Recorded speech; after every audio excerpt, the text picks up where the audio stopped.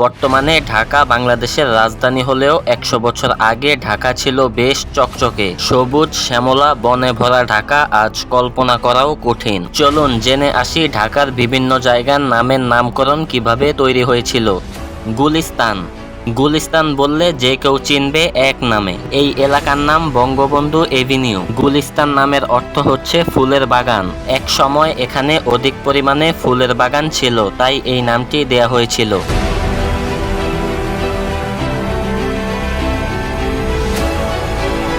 Farm gate. কৃষি উন্নয়ন ও গবেষণার জন্য ব্রিটিশ সরকার এখানে একটি ফার্ম তৈরি করেছিল, সেখান থেকেই জায়গাটির নাম হয় ফার্ম গেট।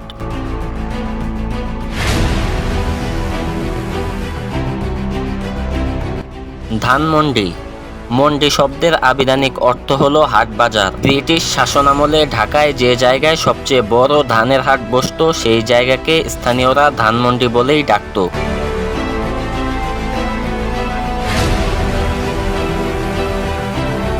শ্যামলী। ১৯৫৭ সালে সমাজকর্মী আব্দুল গনি হায়দার সহ বেশ কিছু ব্যক্তি এই এলাকায় বাড়ি নির্মাণ করেন। আর এখানে যেহেতু প্রচুর গাছগাছালি ছিল, তাই সবাই মিলে ঠিক করে এই এলাকার নাম দিবেন শ্যামলী।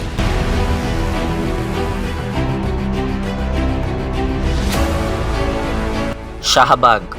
শাহবাগ শব্দের অর্থ হচ্ছে রাজকীয় বাগান। মুঘল সম্রাটরা ঢাকাকে প্রাদেশিক রাজধানী হিসেবে ঘোষণা দেওয়ার পর এই এলাকায় একটি বিশাল বাগান তৈরি করেন। এরপর ওই স্থানটির নাম হয় শাহবাগ।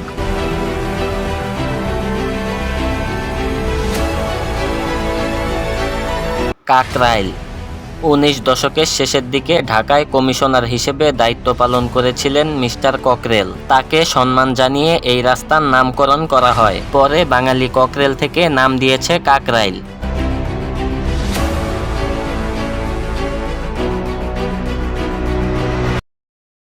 ভিডিওটি ভালো লাগলে এখনই আমাদের চ্যানেলটি সাবস্ক্রাইব করুন আর পাশে থাকা বেল আইকনটি বাজিয়ে দিন এবং কমেন্ট সেকশনে জানিয়ে দিন আপনার গুরুত্বপূর্ণ মতামত।